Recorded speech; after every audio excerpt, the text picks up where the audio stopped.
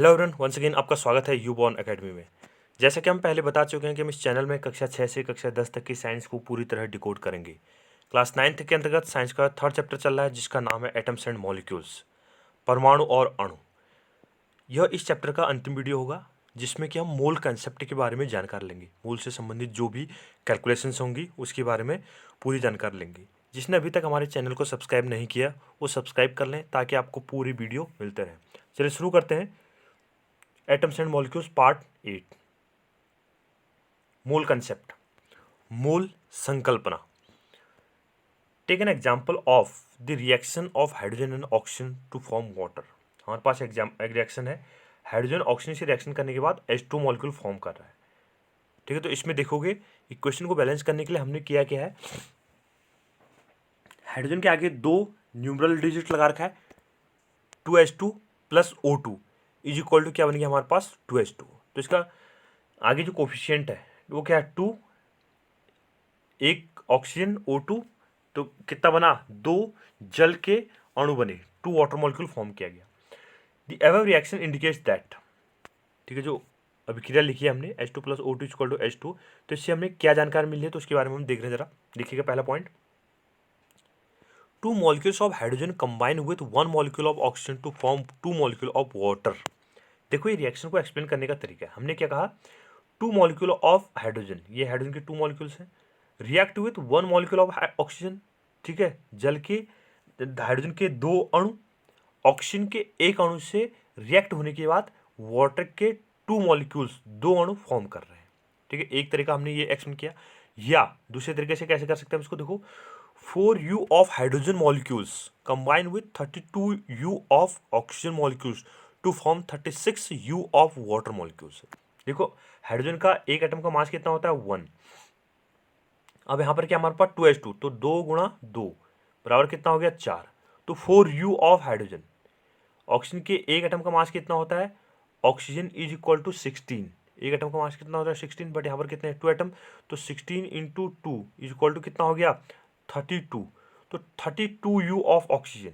ठीक है, तो स्टेटमेंट में क्या लिखा हमने, 1U of 4U of hydrogen react with 32U of oxygen. U unified है, U क्या है यूनिफाइड, तो कितना वाटर कितना बन रहा है 36U of water molecule form. देखो H2 है, H2 का अगर हम मोलर मास निकालेंगे तो कितना हो गया, हाइड्रोजन का एक कितना एटम है 2 प्लस 16, तो कितना हो जाएगा 18।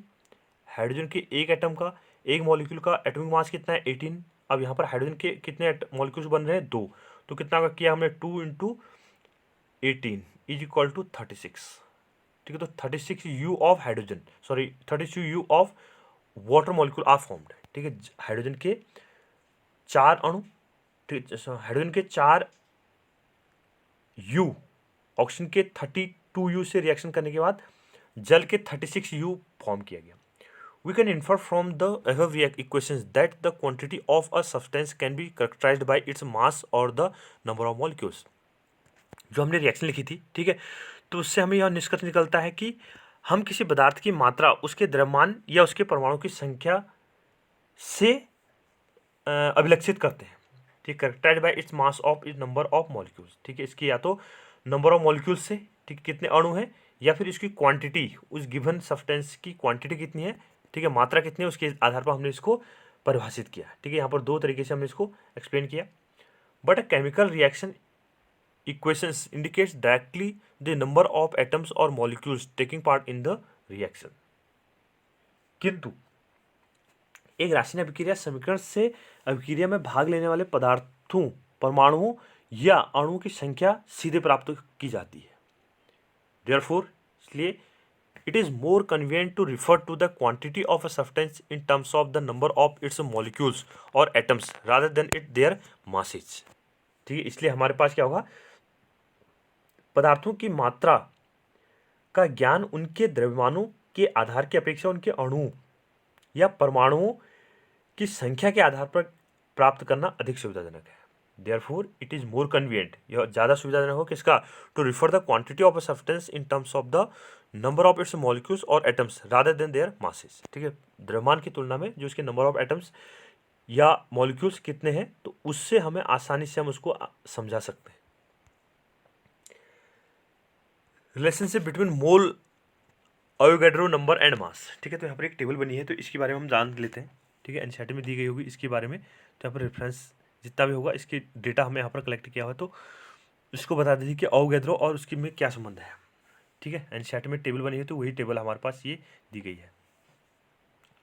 1 मोल ऑफ कार्बन एटम, क्या हमने 1 mole of carbon atom, carbon परमाणु का 1 मोल किसके बराबर होता है? 12 ग्राम ऑफ कार्बन, कार्बन के 12 ग्राम के बराबर है।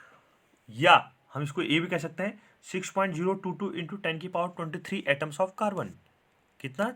6.022 इंटू 10 की पावर 23 कार्बन के परमाणु के बराबर है। यानी 1 मोल को अगर हम डिफाइन करना चाहें, यहाँ पर अगर हम 1 मोल की बात करें तो 1 मोल इक्वल टू कितना है? 12 ग्राम ऑफ कार्बन, या 1 मोल इक्वल टू 6.022 इंटू 10 की power 23 atoms of carbon.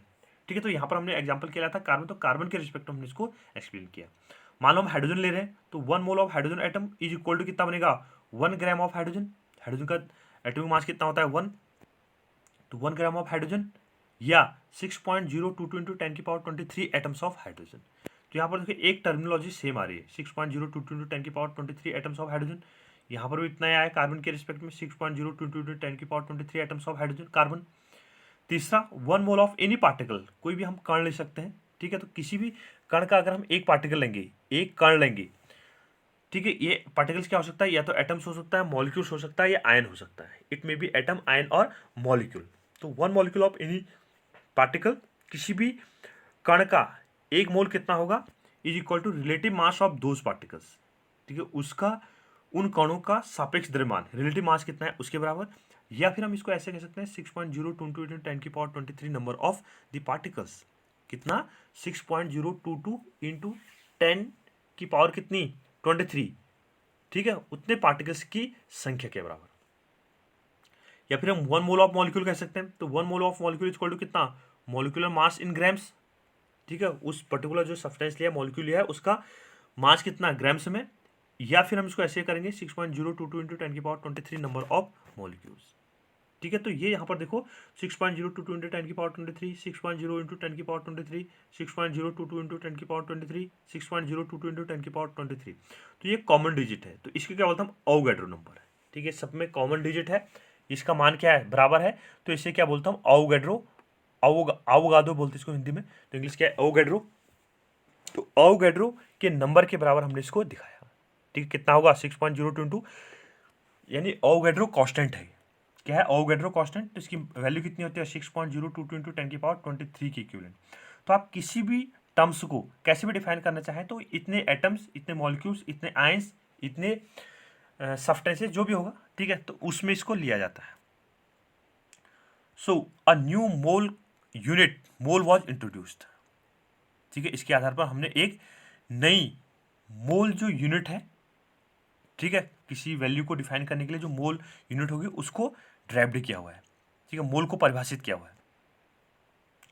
1 mole of any species, atoms, molecules, ions और particles is that quantity in numbers having a equal to its atomic और molecular mass in grams. ठीक है, मोल को अगर हम क्या करें? डिफाइन करना चाहें, तो हमारे पास क्या होगा? किसी स्पीसीज के 1 मोल, स्पीसीज क्या हो सकता है? इट में भी एटम्स, परमाणु हो सकता है, मॉलिक्यूल हो सकता है, अणु, आयंस हो सकता है। ठीक है, द नंबर ऑफ पार्टिकल्स, ठीक है, किसी भी जो स्पीशीज है उसके अणु की संख्या,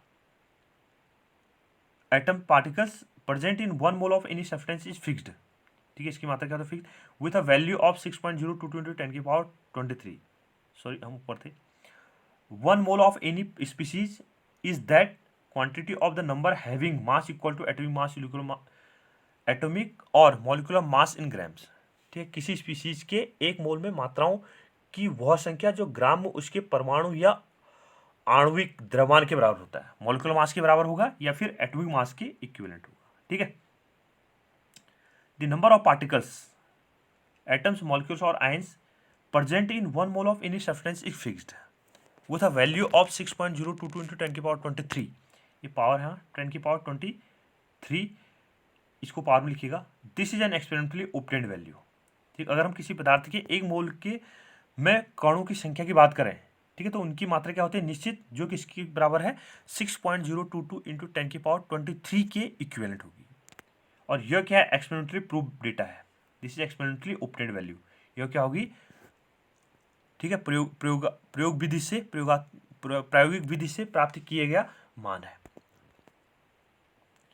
this number is called the Avogadro constant और अवोगाड्रो नंबर, इसी क्या बोला जाता है, अवोगाड्रो कांस्टेंट बोला जाता है या अवोगाड्रो नंबर के नाम से इसको जाना जाता है, जिसको कि हम रिप्रेजेंटेड बाय एन नॉट, इसको इस ढंग से दिखाते हैं, ये जो ओ नॉट है, जीरो लिखा है, इसको नीचे लाएगा, इस ढंग से लिखा जाता है एन नॉट, ठीक है, तो एन जीरो बोल सकते हैं, एन नॉट से रिप्रेजेंट करते हैं, ठीक है। तो अवोगाड्रो कांस्टेंट किससे दिखाया जाएगा, एन नॉट से, और इसकी वैल्यू क्या होती है, named in honour of the Italian scientist Amedeo Avogadro, ठीक है, उन्हीं के नाम पे इसको अवोगाड्रो साइंटिस्ट के नाम पर इनको अवोगाड्रो कांस्टेंट के नाम से इसको जाना जाता है, ठीक है। तो 1 मोल ऑफ एनीथिंग, अगर हम एक मोल को डिफाइन करना चाहें, वो कुछ भी हो सकता है, 1 मोल ऑफ एनीथिंग, ठीक, किसी का भी एक मोल किसके बराबर होगा, इज इक्वल टू 6.022 इंटू 10 की पावर 23, पावर है 10 की power 23 in numbers, each 1 dozen is equal to 12 numbers, ठीक। अब देखो हम 1 मोल की बात करेंगे,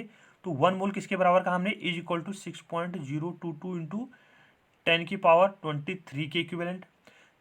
इसको हम उसी प्रकार से समझ सकते हैं जैसे एक दर्जन कहें, एक दर्जन हमने कहा केले, तो इक्वल टू कितना होगा, 12 काउंट हो जाएगा, ठीक है। एक दर्जन संतरे कहा तो कितना होगा, 12 काउंट हो जाएगा। तो इस ढंग से एक मोल बराबर कितना है, 6.022 इंटू 10 की पावर 23, 10 की पावर 23 के इक्विवेलेंट है। 1 ग्रॉस इक्वल टू कितना होगा, 144 नंबर्स, ठीक है। जैसे हमने कहा एक दर्जन बराबर कितना हो जाता है, 12 के इक्विवेलेंट, 1 ग्रॉस, ठीक है, इक्वल टू कितना होगा, 144 के इक्विवेलेंट। तो वैसे ही 1 मोल इक्वल टू कितना हो जाएगा, 6.022 इंटू 10 की पावर 23 के इक्विवेलेंट, ठीक है। तो इस डेटा को याद रखिएगा।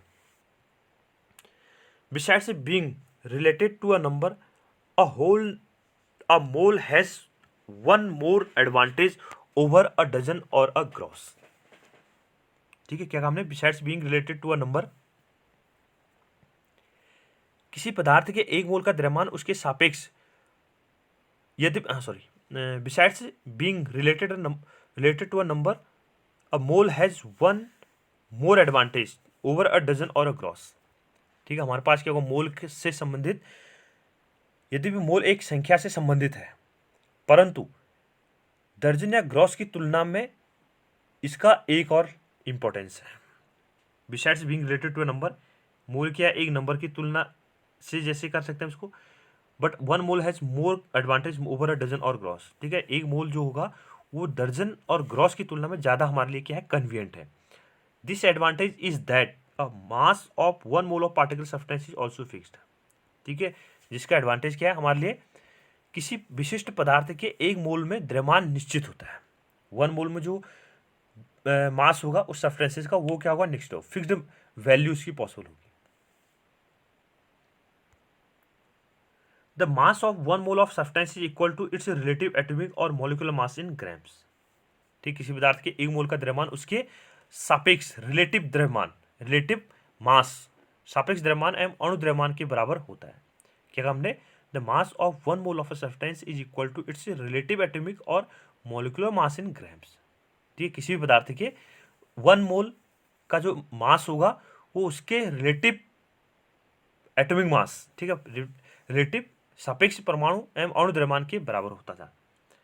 The atomic mass of an element gives us the mass of one atom of that element in atomic mass unit U, ठीक है। किसी तत्व का, किसी एलिमेंट का, the atomic mass of an element, किसी भी तत्व का एटॉमिक मास, परमाणु द्रव्यमान, उस तत्व के द्रव्यमान को परमाणु द्रव्यमान इकाई U में प्रदान करते हैं।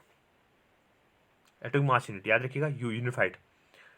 To get the mass of 1 mole of atom to of that element, that is molar mass, we have to take the same numerical value but change the units from U to G to get the mass of 1 mole of atom of that element, ठीक है। किसी तत्व का, किसी भी element है, ठीक है, तो कोई भी हो सकता है, तो किसी तत्व के परमाणु के एक मोल का द्रव्यमान, जिसको मोलर द्रव्यमान कहते हैं, हमें उसी संख्यात्मक मान को लेना पड़ेगा, परंतु इकाई को हम U से G में परिवर्तित कर देते हैं। To get the mass of 1 mole of atom of that element that is molar mass, जो कि अपने आप में मोलर मास है। We have to take the same numerical value, हम उसी न्यूमेरिकल वैल्यू का उपयोग करते हैं, but change the units gram from U to G. ठीक है, बट हम क्या कर देते हैं, यूनिट को यानी उसकी जो इकाई है उस इकाई को बदल देते हैं यू से ग्राम में। ठीक है, molar mass of atoms is also known as gram atomic mass. ठीक, किसी तत्व के परमाणु के मोलर द्रव्यमान को ग्राम परमाणु द्रव्यमान भी कहा जाता है। Molar mass of atoms in also known as gram atomic mass. ठीक है, मोलर द्रव्यमान को हम ग्राम एटॉमिक मास के नाम से भी जाना जाता है। फॉर एग्जांपल, उदाहरण के लिए हमारे पास देखते हैं हम इसको, atomic mass of hydrogen equal to 1 U. Hydrogen का एटॉमिक मास कितना है, 1 यू के बराबर है। ठीक है, atomic mass of hydrogen is equal to 1 U. So gram atomic mass of hydrogen equal to 1 gram. ठीक है, हाइड्रोजन का एटॉमिक मास कितना कहा हमने, 1 यू के बराबर कहा, तो इसलिए हाइड्रोजन का जो ग्राम एटॉमिक मास है, ठीक है, परमाणु द्रव्यमान होगा वो किसके बराबर होगा, 1 जी के बराबर होगा। Similarly, sorry, 1 U hydrogen has only 1 atom of hydrogen 1 gram. Hydrogen has 1 mole atoms, repeat हो गया यहाँ से, दैट इज 6.022 इंटू 10 की पावर 23 एटम्स ऑफ हाइड्रोजन। ये पावर है, ये पावर के रूप में 10 की पावर 23, 10 टू दी पावर 23 के इक्विवेलेंट होगा। ठीक है, तो 1 यू हाइड्रोजन में केवल एक हाइड्रोजन परमाणु होता है तथा 1 ग्राम हाइड्रोजन में उसके 1 मोल परमाणु होते हैं, अर्थात उसमें 6.022 इंटू 10 की पावर 23 हाइड्रोजन के एटम्स होंगे। Similarly 16 U oxygen has only 1 atom of oxygen. ठीक है, जिस पर हमने हाइड्रोजन को कंपेयर किया था, तो उसी प्रकार 16 यू ऑक्सीजन में केवल एक ऑक्सीजन परमाणु होता है।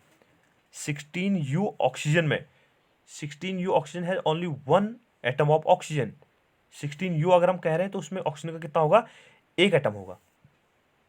16 ग्राम ऑक्सीजन है 1 मोल एटम्स। ठीक है, 16 ग्राम ऑक्सीजन में कितने एटम्स होंगे, और तो 16 ग्राम ऑक्सीजन में उसके 1 मोल होगा, यानी 1 मोल इक्वल टू कितना हो गया, 16 ग्राम की इक्विवेलेंट हो गया। 16 यू इक्वल टू कितना हो गया, 1 एटम की इक्विवेलेंट हो गया। ठीक है, क्या हमने 16 gram oxygen has 1 mole atoms, that is 6.022 into 10 की पावर 23 एटम्स ऑफ ऑक्सीजन, जो किसके बराबर होगा, ऑक्सीजन का 16 ग्राम में कितना कहा हमने, 1 मोल कहा, तो ये किसके बराबर वैल्यू होगी, 6.022 इंटू 10 की पावर 23 ऑक्सीजन के एटम्स के बराबर वैल्यू होगी इसकी। 16 gram 16 U oxygen equal to 1 atom. क्या कहा हमने, 16 U oxygen equal to 1 atom, और 16 gram oxygen equal to 1 mole. 16 gram oxygen equal to 1 mole, और 1 मोल इक्वल टू क्या कहेंगे हम, 1 मोल इक्वल टू 6.022 इंटू 10 की पावर 23 के बराबर। तो ये हमारे पास क्या है, एक दूसरे से संबंधित सूचना है। 16 gram U equal to 1 atom, 16 gram oxygen equal to 1 mole, और 6.022 इंटू 10 की पावर 23 इज इक्वल टू 1 एक मोल के बराबर। To find the gram molecular mass of molar mass of molecules, we keep the numerical value the same as that molecular mass but simply change units as above from u to g। किसी अणु के ग्राम अणु द्रव्यमान या molar द्रव्यमान को प्राप्त करने के लिए हम उसके संख्यात्मक मान जो उसके अणु द्रव्यमान के बराबर होता है को उसी तरीके से रखते हैं, बट हम चेंज क्या कर देंगे, above from we change u to g। ठीक है, हम उसमें बदलाव क्या कर देंगे, यूनिट को क्या चेंज करेंगे, यू से ग्राम में परिवर्तित करेंगे, यूनिफाइड से ग्राम में परिवर्तित किया जाएगा। For example, as we have already calculated molecular mass of H2O is 18 U. हमने वाटर का मॉलिक्यूलर मास कैलकुलेट किया था, कितना था, 18 यू कितना था। From here we understand that 18 U water has only 1 molecule of water. 18 U water is equal to कितना हो गया, 1 मॉलिक्यूल ऑफ वाटर। या हम ऐसे भी कह सकते हैं इसको, 18 gram water has 1 mole, 1 mole is 18 gram of water is equal to कितना कहा हमने, 1 मोल। ठीक है, 18 ग्राम ऑक्सीजन एक 18 ग्राम वाटर मॉलिक्यूल 1 मोल के बराबर है, जो कि 6.022 × 10⁻23 मॉलिक्यूल्स ऑफ वाटर के बराबर। यानी 1 मोल वाटर की बात करेंगे तो उसमें कितने अणु होंगे जल के? 6.022 × 10⁻23 जल के मॉलिक्यूल्स उसमें उपस्थित होंगे। Chemists need the number of atoms and molecules while carrying out reactions, and for this they need to relate the mass in grams to the number। ठीक है, जो केमिस्ट हैं, रसायनिज्ञ हैं, ठीक है, chemist need the number of atoms and molecules, जो क्या है, केमिस्ट है, रसायनिज्ञ हैं, उनको रिएक्शंस को, ठीक है, कंप्लीट कराने के लिए एटम्स और मॉलिक्यूल्स, परमाणु एवं अणुओं की संख्या की आवश्यकता होती है। इसके लिए उन्हें द्रव्यमानों संख्याओं, ग्रामों में संख्याओं के साथ संबंधित करना पड़ता है। ठीक है, हमने जो केमिस्ट होते हैं, chemist need the number of atoms and molecules while carrying out reactions. ठीक है, जो केमिस्ट होते हैं या जो रसायनिक होते हैं, उनको जब रिएक्शन को कैरी कराते हैं तो उसमें नंबर ऑफ एटम्स, परमाणु की संख्या और अणु की संख्या की जरूरत पड़ती है। And for this they need to relate the mass in grams to the number. ठीक है, जिससे क्या कर सकें, वो द्रव्यमानों के ग्रामों में संख्या के साथ संबंधित आसानी से कर सकें, उनका संबंध आसानी से निकाल सकें। It is done as follows. ठीक है, कैसे? 1 mole is equal to 6.022 × 10⁻23 number is equal to relative mass in grams. ठीक है, हमने क्या कहा? 1 मोल इज इक्वल टू कितना? 6.022 × 10⁻23, 10 की पावर कितनी है? 23। ठीक है, is equal to relative mass in grams, जिसका सापेक्ष द्रव्यमान हमने ग्राम में लिया हुआ है। 10 a mole is the chemist counting unit. इसलिए हम कह सकते हैं कि जो मोल है वो केमिस्ट जो होते हैं, रसायनिक होते हैं, उनके काउंटिंग का तरीका है, परिकलन की एक इकाई है, यूनिट है कैलकुलेशन का। The word mole was introduced around 1896 by विल्मेन, देखो, Wilhelm Ostwald, who derived the term from the Latin word moles meaning a heap or pile। कितना हमने 1896 में विल्हेल्म ओस्टवाल्ड ने मोल जो वर्ड है उसको प्रस्तापित किया था, जो एक लैटिन शब्द से बना हुआ है, जिसका अर्थ है, मोल्स से ड्राइव्ड हुआ है, जिसका अर्थ है ढेर, हीप और पाइल। ठीक है, क्या बनो इसको? हीप या ढेर या पाइल के नाम से इसको जाना जाता है। A substance may be considered as a heap of atoms और मॉलिक्यूल्स। ठीक है, क्या कहा हमने? किसी पदार्थ के परमाणु, किसी पदार्थ को परमाणु या अणुओं के ढेर के रूप में विचार किया जा सकता है। The unit mole was accepted in 1967 to provide a simple way of reporting a large number the massive heap of atoms and molecules in a sample. 1967 में, ठीक है, जो मोल कंसेप्ट है, मोल जो यूनिट है, उसको स्वीकार कर लिया गया, मोल यूनिट को स्वीकार कर लिया गया। The massive heap of atoms and molecules in a simple, जो एटम्स और परमाणु की बृहत संख्या को निरूपित करने का एक सरलतम उपाय है। ठीक है, तो ये हमने यहाँ पर मोल के बारे में जानकारी ली कि 1 मोल कैसे होगा, उसको कैसे कैलकुलेट करेंगे, तो ये पूरी जानकारी हमने ली थी। तो यहाँ पर हमारे पास एनसीईआरटी में दिया गया एग्जाम्पल है, एग्जाम्पल 3.3, इसको हम सॉल्व करते हैं। देखो, calculate the number of moles for the following: 52 gram of helium, finding mole from masses. ठीक है, इसके मोल कितने होंगे आपको कैलकुलेट करना है। दूसरा 12.044 × 10⁻23, इस समय 10⁻23 थी, हमने सब सुपरस्क्रिप्ट में डाला था, पता नहीं वापस कैसे हो गया।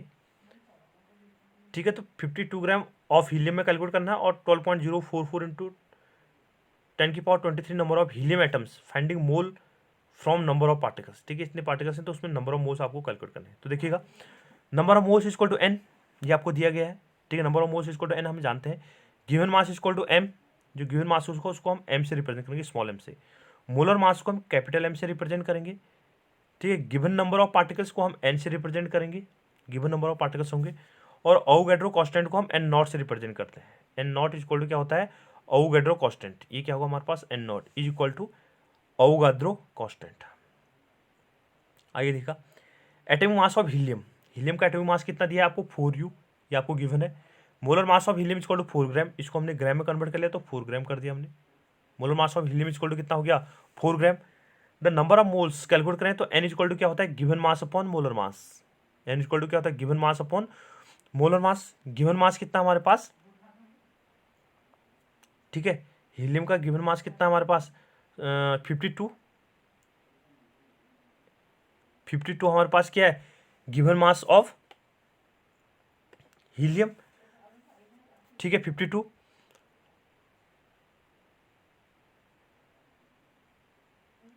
हमारे पास गिवन मास था और हीलियम का जो मोलर मास है वो 4 है, इसकी जगह 4 कीजिएगा, ये 4 आएगा, ठीक है। तो 52/4 number moles n equal to 52/4 is equal to कितना हो जाएगा 1300 को 52 होता है 13 इज बराबर 13, ठीक है। तो ये बराबर कितना होगा 13, ठीक है। तो ये हमारे पास इस ढंग से कैलकुलेशन आएगी। क्या कहा हमने 13 यहाँ से कट हो जाएगा तो कितना होगा 52 divided by 4 is equal to 13। तो इस ढंग से क्या करेंगे उसको कैलकुलेट, तो कितने मोल्स होंगे इसमें 13 मोल्स इसमें पॉसिबल होंगे, ठीक है। हीलियम का जो 52 ग्राम आपको मोलर मास दिया गया तो उसमें नंबर ऑफ मोल्स कितने हीलियम के 13।